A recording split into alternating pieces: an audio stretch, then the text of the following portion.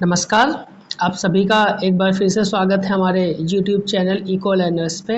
आज हम लोग जो बिजनेस रेगुलेटरी फ्रेमवर्क बीआरएफ के जो एमसीक्यू क्वेश्चंस कर रहे हैं उसी का हम सेकंड पार्ट करने वाले हैं।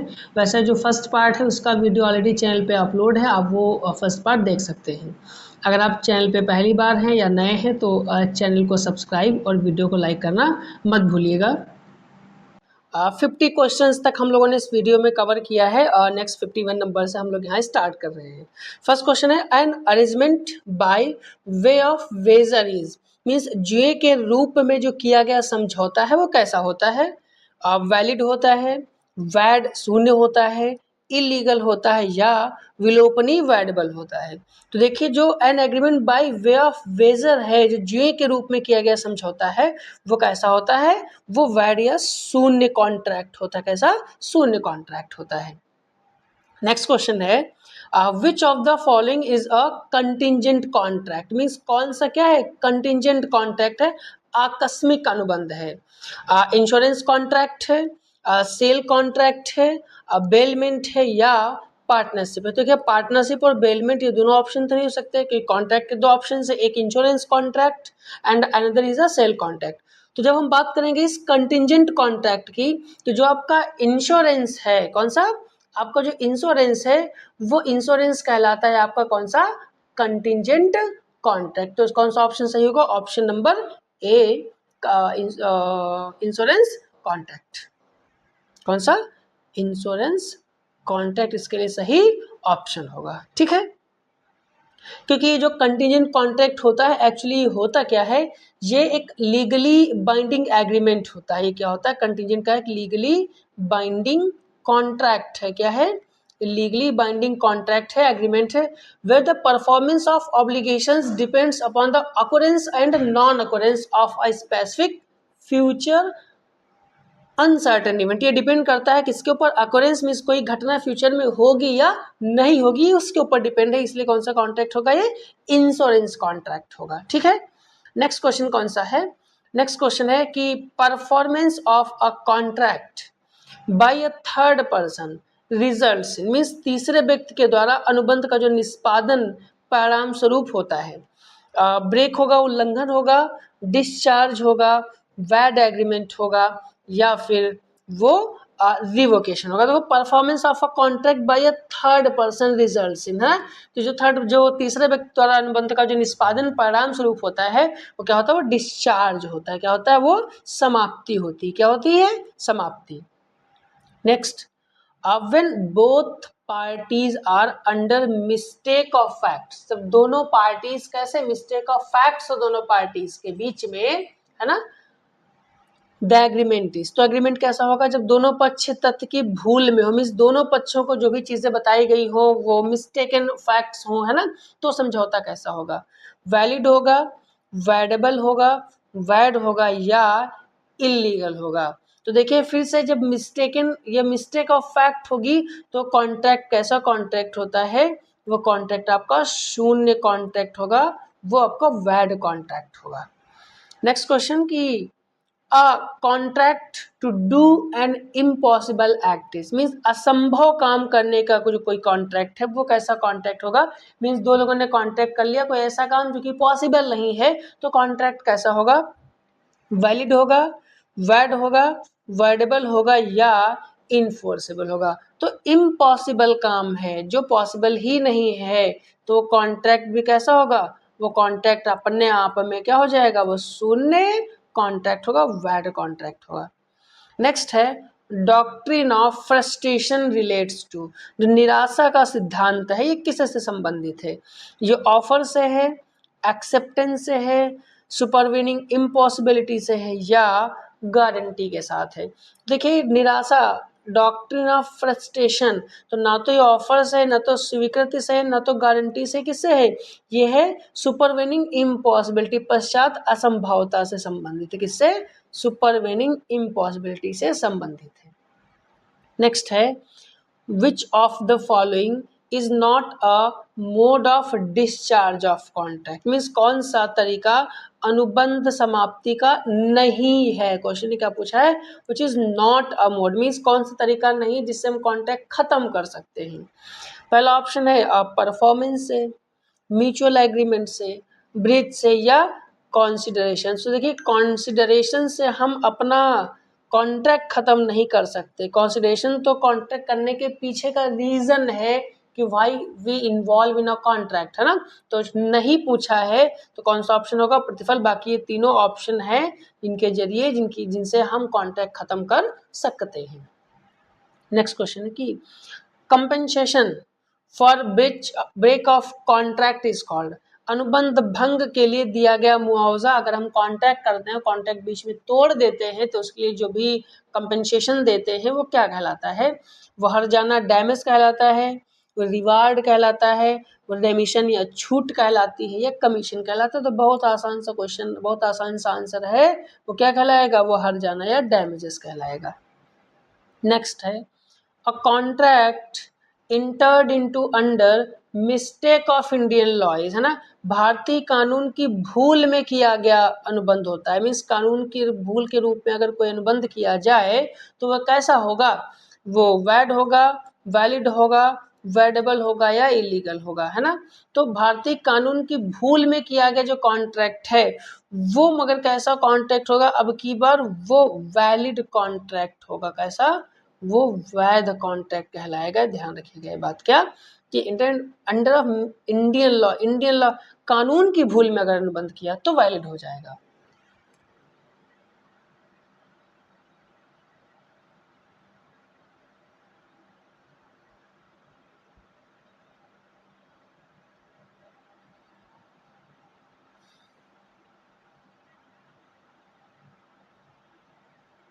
ठीक है।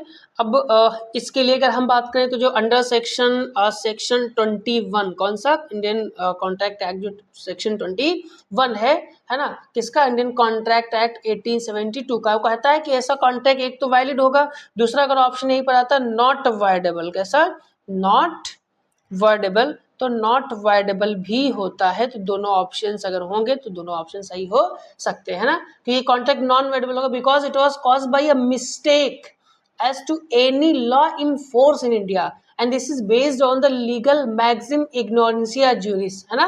ये ignorance of the law is no excuse होता है, उसके बेसिस पे क्या वैलिड माना जाएगा या नॉट वाइडेबल माना जाएगा। ठीक है।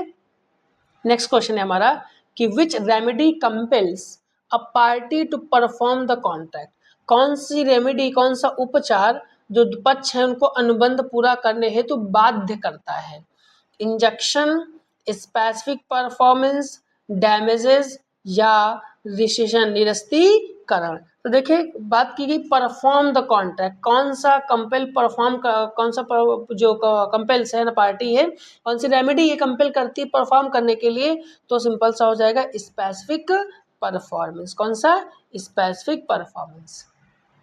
नेक्स्ट है ग्रेशियस बेलमेंट मीन्स, जो ग्रेशियस बेलमेंट है, कौन सी, ग्रेशियस बेलमेंट, निःशुल्क निक्षेप का क्या अर्थ होता है, bailment without reward, bailment with reward, illegal bailment, commercial bailment. देखिए ग्रेशियस बेलमेंट का मतलब होता है बेलमेंट विदाउट रिवार्ड, कौन सी, bailment without reward. Next question, the right to retain goods until payment is called, means भुगतान तक वस्तु रोक कर रखने का अधिकार क्या कहलाता है, मतलब जब तक भुगतान नहीं हो जाएगा तब तक वस्तु हम अपने पास रोक कर रखेंगे तो क्या कहलाता है, मॉर्गेज, लीन, प्लेज या हाइपोथिकेशन कहलाती है। तो देखिए ये क्या कहलाता है, ग्रहणाधिकार कहलाता है, लीन कहलाती है, जब तक पेमेंट नहीं होगा तब तक गुड्स को रोक के रखा जाएगा। नेक्स्ट है कि which of the following has a particular lien, है ना, निम्न में से किसे विशेष ग्रहणाधिकार प्राप्त है, विशेष लीन किसे प्राप्त है, तो होगा बैंकर, टेलर, लॉयर या फिर क्रेडिटर।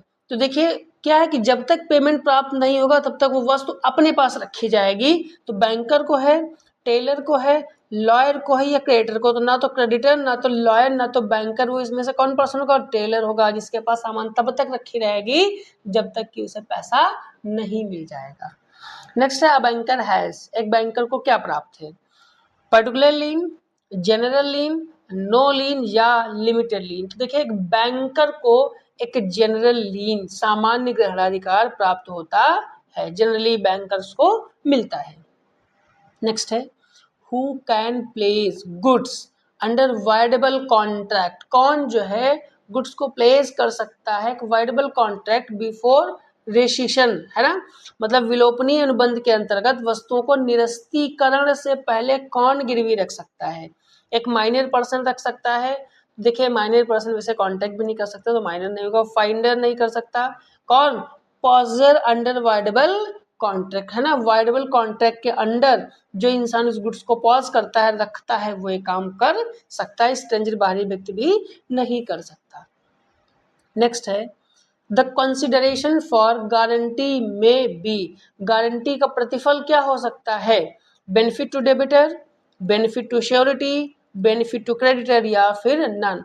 तो देखिए, जो गारंटी जो है का प्रतिफल क्या हो सकता है? उसे देनदार को लाभ मिलता है कि अगर किसी पर्सन ने गारंटी ले रखी है ना, तो ये देनदार को लाभ मिलेगा, बेनिफिट टू डेटर होगा। नेक्स्ट है, revocation of continuing guarantee, revocation of continuing guarantee for future transaction can be done by, भविष्य के लेन देन हेतु जो सतत गारंटी की वापसी की जा सकती है, कैसे? नोटिस के द्वारा, डेथ ऑफ श्योरिटी के द्वारा, बोथ एंड बी या कोर्ट ऑर्डर ओनली। देखिए, रिवोकेशन किया जा सकता है एक तो नोटिस के जरिए से भी और दूसरा डेथ ऑफ श्योरिटी की वजह से भी। तो जो सही ऑप्शन होगा वो कौन सा होगा? बोथ ए एंड बी, क्योंकि दोनों रीजन है। नेक्स्ट है कि इन इंडेमनिटी कॉन्ट्रैक्ट, कहाँ? क्षतिपूर्ति अनुबंध में indemnity contract, the person giving indemnity is called, जो पर्सन क्षतिपूर्ति देता है वो क्या कहलाता है? इंडेमनिटी होल्डर कहलाता है, इंडेमनीफायर कहलाता है, श्योरिटी कहलाता है या पावनी कहलाता है। देखिए, जो इंसान इंडेमनिटी देगा वो क्या कहलाएगा? क्षतिपूर्ति करता, क्योंकि वही क्षतिपूर्ति कर रहा है, वही कंपनसेशन, वही कॉन्ट्रैक्ट में इंडेमनिटी कर रहा है, तो इंडेमनीफायर कहलाएगा। नेक्स्ट क्वेश्चन कि which section deals with contingent contract, कौन सा सेक्शन कंटिंजेंट कॉन्ट्रैक्ट से डील करता है? तो वो करता है आपका सेक्शन 31। कौन करेगा? सेक्शन 31। नेक्स्ट है, miss representation makes a contract, अगर हम मिथ्या प्रस्तुतिकरण करें तो उस अनुबंध को क्या बनाता है? जो मिथ्या प्रस्तुतिकरण ये अनुबंध को वॉइडेबल बनाता है, क्या करता है? ये वॉइडेबल कर देता है। नेक्स्ट है कि which of the following is not a valid offer, कौन सा एक वैलिड ऑफर नहीं है? कौन सा वैध प्रस्ताव नहीं है? Specific order, general order, cross order या express offer, sorry specific offer, general offer, cross offer या एक्सप्रेस ऑफर। देखिए, जो वैलिड ऑफर नहीं है वो कौन सा नहीं है? वो जो आपका क्रॉस ऑफर है, ये एक वैलिड ऑफर नहीं होता। क्यों नहीं होता है क्रॉस ऑफर? क्योंकि जो 3 ऑप्शंस दिए, स्पेसिफिक, जनरल, एक्सप्रेस, ये वैलिड ऑफर्स होते हैं, लेकिन क्रॉस ऑफर नहीं होता, है ना, क्योंकि exact because a cross offer occurs in contract law when two parties make the exact same offer, जब दो पार्टीज क्या करे? एग्जैक्ट सेम ऑफर बनाए, है ना, टू ईच अदर साइमल्टेनियसली और ऑलमोस्ट साइमल्टेनियसली करते हैं, तो कहलाता है क्रॉस ऑफर। नेक्स्ट क्वेश्चन है, cross offer results in, next question है, a cross offers result in, जो क्रॉस प्रस्ताव है इसका परिणाम क्या होता है? किसका? क्रॉस ऑफर का क्या रिजल्ट होता है?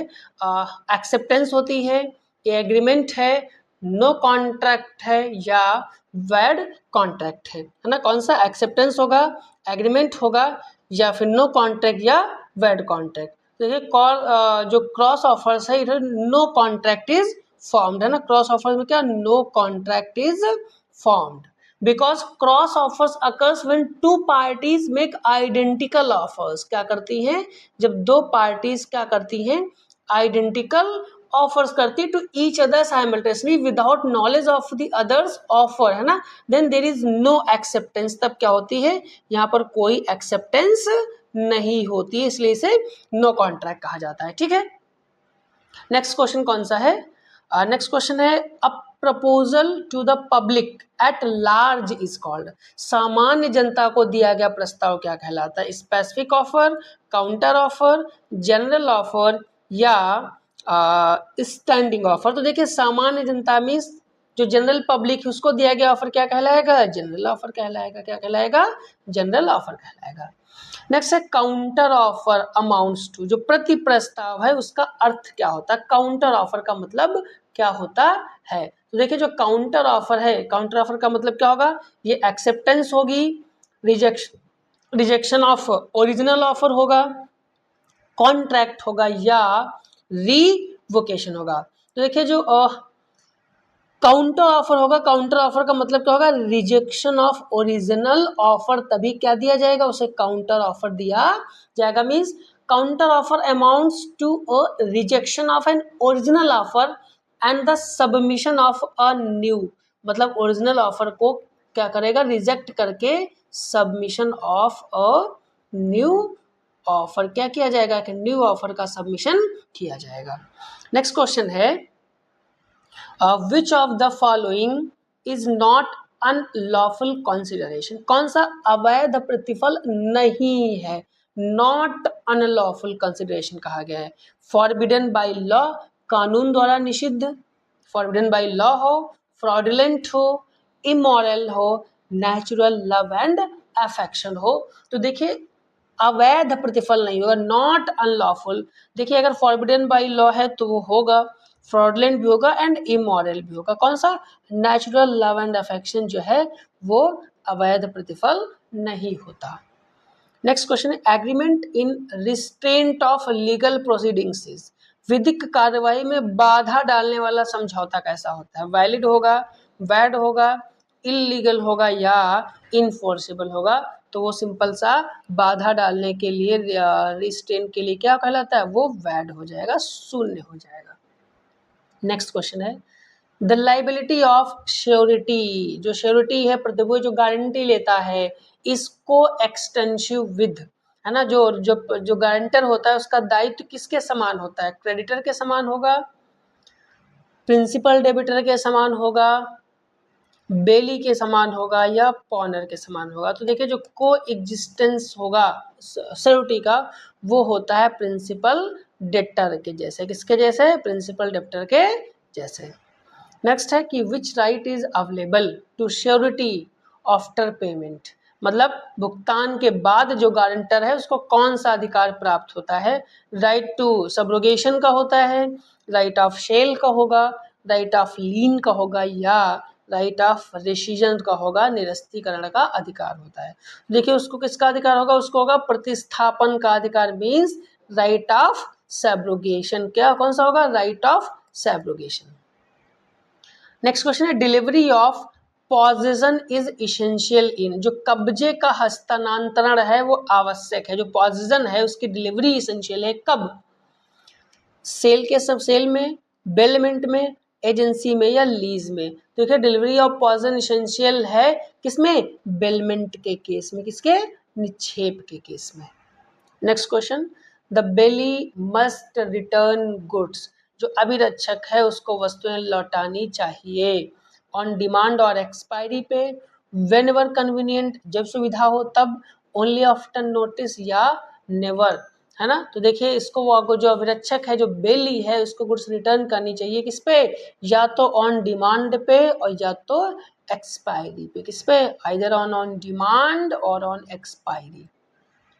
Next question a finder of goods can sell goods when, खोई हुई वस्तु को पाने वाला वस्तु बेच सकता है जब क्या हो, owner can not be found, जब उसका स्वामी ना मिले, उस गुड्स को ऑनर ना मिला हो तब, गुड्स आर पेरिशेबल, जब गुड्स नष्ट होने वाली हो, मतलब एक दिन में 2 दिन में गुड्स खत्म हो जाए, खराब हो जाए, या फिर लॉ परमिट्स या कानून अनुमति दे तब, या फिर ऑल ऑफ दिस। तो देखिए जो किसी गुड्स को पाने वाला इंसान है वो गुड्स को तब भी बेच सकता है जब उसका स्वामी, उसका मालिक उसका ऑनर ना मिल रहा हो, ये भी ऑप्शन सही है। जब गुड्स खत्म या नष्ट हो जाने वाली हो तो भी, या उसे कोई लॉ परमिट करता हो, मतलब सही ऑप्शन कौन सा होगा, वो होगा all of these. Next question है, विच एग्रीमेंट इज इनफोर्सिबल बाई लॉ, कौन सा समझौता कानून द्वारा लागू किया जा सकता है। वेड कॉन्ट्रैक्ट लागू होगा, कॉन्ट्रैक्ट होगा, वैगरिंग एग्रीमेंट होगा या इलीगल एग्रीमेंट होगा। तो ना तो देखिए इलीगल होता है, ना तो वैड होता है, इसका नाम ही शून्य, ना तो वैगरिंग कॉन्ट्रैक्ट होगा। कौन सा, जो कॉन्ट्रैक्ट होगा या जो वैलिड कॉन्ट्रैक्ट होगा वो इनफोर्सिबल बाई लॉ होएगा। Next question, an implied contract is created by, जो निहित अनुबंध है वो बनता है रिटन वर्ड से, कंडक्ट ऑफ पार्टीज से, कोर्ट ऑर्डर से या रजिस्ट्रेशन से। तो निहित अनुबंध जो इम्प्लाइड है, जो छिपा हुआ कॉन्ट्रैक्ट है, वो बनता है आपके कंडक्ट ऑफ पार्टी से, दोनों पक्षों के आचरण से बनता है। नेक्स्ट क्वेश्चन की नोवेशन मीन्स, जो नोवेशन है नव परिवर्तन है, उसका मतलब क्या होता है। ऐसा क्वेश्चन भी प्रीवियस के हम लोगों ने किया था, इस दो डिफरेंट था बट नोवेशन से रिलेटेड था। नोवेशन का मतलब है कैंसिलेशन ऑफ कॉन्ट्रैक्ट, कॉन्ट्रैक्ट का कैंसिलेशन करना, सब्सटीट्यूशन ऑफ न्यू कॉन्ट्रैक्ट, नए कॉन्ट्रैक्ट का सब्सटीट्यूशन करना, कॉन्ट्रैक्ट का उल्लंघन करना, ब्रीच करना या डैमेज करना। तो देखिए जो नोवेशन है, नोवेशन का मतलब होता है कि सब्सटीट्यूशन ऑफ न्यू कॉन्ट्रैक्ट, नए अनुबंध का प्रतिस्थापन करना। क्या करना, नए अनुबंध का प्रतिस्थापन करना। नेक्स्ट क्वेश्चन है कि रेसिशन मीन्स, जो निरस्तीकरण है उसका क्या अर्थ है। निरस्तीकरण फॉर्मेशन होगा, रिवाइवल होगा, कैंसिलेशन होगा या गारंटी होगी। तो देखिए रेसिशन जो निरस्तीकरण है उसका मतलब होता है, निरस्तीकरण का मतलब होता है कैंसिलेशन, कैंसिल कर देना है ना, खत्म कर देना, समाप्त कर देना। तो रेसिशन क्या होगा, ये निरस्तीकरण कैंसिलेशन कहलाता है। नेक्स्ट है रेमिशन मीन्स, जो छूट है, छूट का मतलब क्या होता है, एक्सेप्टेंस ऑफ लेसर परफॉर्मेंस, मतलब कम निष्पादन अगर हो तो भी उसे स्वीकार करना, लेस परफॉर्मेंस हो तो भी एक्सेप्ट कर लेना उसको।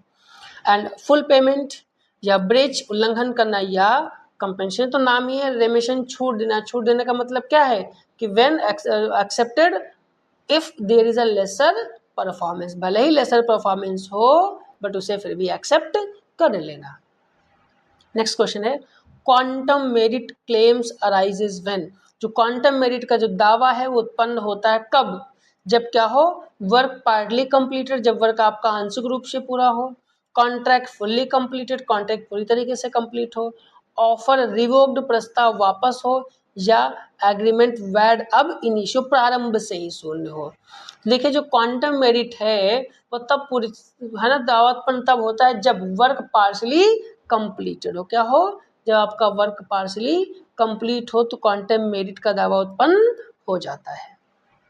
नेक्स्ट क्वेश्चन है कि which of the following is not a remedy for breach, है ना, जो उल्लंघन का, जो निम्न में से कौन अनुबंध भंग का उपचार नहीं है, पूछा है। Not a remedy of the breach, damages तो रेमेडी होती है, इंजेक्शन, स्पेसिफिक परफॉर्मेंस या कॉर्शन। तो देखिए बात अगर पूछा है कि which of not a remedy, तो क्या हर जाना होता है रेमेडी, इंजेक्शन भी होता है, स्पेसिफिक परफॉर्मेंस भी होता है, कौन नहीं होगा, कॉर्शन नहीं होगा, बलपूर्वक मतलब इनफोर्सेबल नहीं होता ऑप्शन।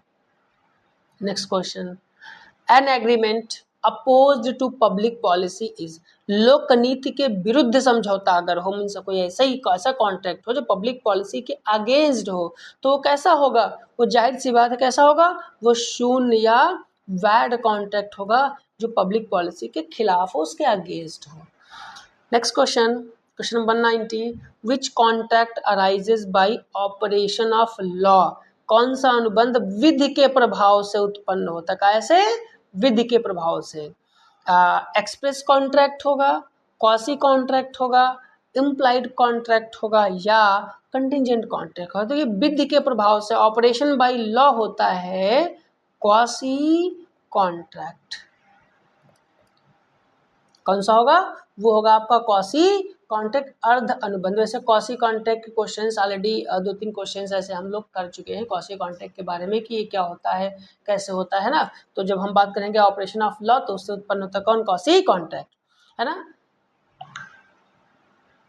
अब क्वासी कॉन्ट्रैक्ट क्या होता है, actually quasi contract is not a real contract, ये एक क्या आपका ये रियल कॉन्ट्रैक्ट नहीं होता, ये क्या है, लिख दे रहे हैं नॉट अ रियल कॉन्ट्रैक्ट, ये रियल कॉन्ट्रैक्ट वास्तव में नहीं होता, ठीक है।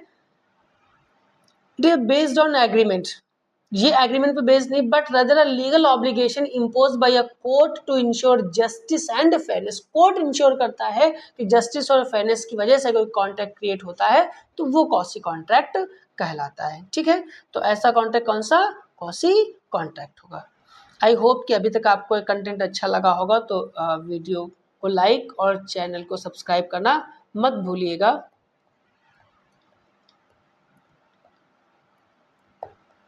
नेक्स्ट क्वेश्चन है कि time is generally essence of contract in, जो समय है सामान्यतः किस अनुबंध में महत्वपूर्ण होता है, मतलब समय का इंपॉर्टेंस किस कॉन्ट्रैक्ट में ज्यादा है, इमूवेबल प्रॉपर्टी में, कॉमर्शियल कॉन्ट्रैक्ट में, फैमिली एग्रीमेंट में या मैरिज एग्रीमेंट में। तो देखिए जो टाइम बाउंडेशन की अगर हम बात करें, टाइम इसेंशियली की बात करें, तो ज्यादा इंपॉर्टेंस रखता है कॉमर्शियल कॉन्ट्रैक्ट्स में। कहाँ रखेगा, कॉमर्शियल कॉन्ट्रैक्ट्स में।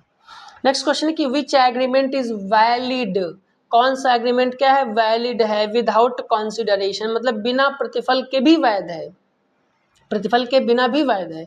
Agreement out of natural love and affection, प्राकृतिक प्रेम एवं स्नेह से बना हुआ समझौता, trade and agreement, sale agreement या बेलमेंट। तो देखिए सेल एग्रीमेंट में भी कोई ना कोई कंसिडरेशन होगा, ट्रेड में भी होगा, बेलमेंट में भी हो, है ना।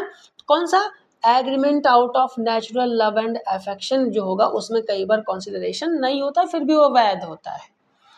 नेक्स्ट क्वेश्चन है कि specific performance is granted under, जो विशिष्ट पालन है ये प्रदान किया जाता है किसे, criminal law, civil law, tax law या कॉन्स्टिट्यूशनल लॉ। तो देखिए जो specific performance is granted under civil law, किसके अंडर, सिविल लॉ के अंडर ही ग्रांट किया जाता है। नेक्स्ट क्वेश्चन है the object of contract must be, जो ऑब्जेक्ट है कॉन्ट्रैक्ट का कैसा होना चाहिए, legal, immoral, fraudulent, oppose to public policy. Oppose to public policy भी नहीं होना चाहिए, फ्रॉडुलेंट भी नहीं होना चाहिए, इमोरल भी नहीं होना चाहिए, कैसा, लीगल होना चाहिए। नेक्स्ट क्वेश्चन है which of the following is a void contract, कौन सा है वैड कॉन्ट्रैक्ट, कौन सा शून्य अनुबंध है, contract with align enemy, enemy के साथ कॉन्ट्रैक्ट करना, वैलिड इंश्योरेंस कॉन्ट्रैक्ट, तो वैलिड इंश्योरेंस कॉन्ट्रैक्ट है, क्वेश्चन ने पूछा है जब वैड कॉन्ट्रैक्ट है ना, बेलमेंट कॉन्ट्रैक्ट या गारंटी कॉन्ट्रैक्ट। तो ये तो कॉन्ट्रैक्ट है, ये वैलिड कॉन्ट्रैक्ट है, वैड क्वेश्चन ने पूछा है, तो वैड कौन सा, शून्य कौन सा होगा, contract with align enemy. Next question, acceptance must be, स्वीकृति कैसी होनी चाहिए, absolute and unqualified, conditional, partial या ओरल। तो देखिए जो स्वीकृति है वो आपकी एब्सोल्यूट एंड अनक्वालिफाइड होनी चाहिए, पूर्ण और बिना सहमति के होनी चाहिए। Which contract is based on utmost good faith, कौन सा अनुबंध अत्यधिक सद्भावना पर आधारित है, अक्सर क्वेश्चन पूछा जाता है अटमोस्ट गुड फेथ का कॉन्सेप्ट। ये इंश्योरेंस में है, ये सेल में है, बेलमेंट पे आधारित है या एजेंसी पे। देखिए अटमोस्ट गुड फेथ का जो कॉन्सेप्ट है, जब भी आपने कहीं का इंश्योरेंस का पेपर पढ़ा है कोई भी, तो आपको इंश्योरेंस में पढ़ने को मिलेगा, ये किस पे बेस्ड है, ये बीमा इंश्योरेंस पे बेस्ड है। Next, a surety is discharge by death in case of, प्रतिभू जो गारंटर है कि मृत्यु से किस स्थिति में मुक्ति मिलती है, स्पेसिफिक गारंटी की स्थिति में, कंटिन्यूइंग गारंटी की स्थिति में, बेलमेंट में या प्लेज में। तो देखिए जो ये श्योरिटी है discharge by death in case of continuing guarantee, किसे, कंटिन्यूइंग गारंटी के केस में इसे मुक्ति मिलती है। Next and second last question of this video is in pledge, pledge में कहा जाता है, कहा गया है ownership of goods remains with, गिरवी जब हम रखते हैं तो उसमें वस्तुओं का स्वामित्व रहता है, स्वामी उसका ऑनर कौन रहता है, पावनी रहता है, पावनर रहता है, क्रेडिटर रहता है या शेयरटर रहता है। देखिए जो हम गिरवी रखते हैं कोई गुड्स, फिर भी जो उसका ऑनर रहेगा वो गिरवी करता होगा कौन, पावनर रहेगा, कौन, गिरवी करता।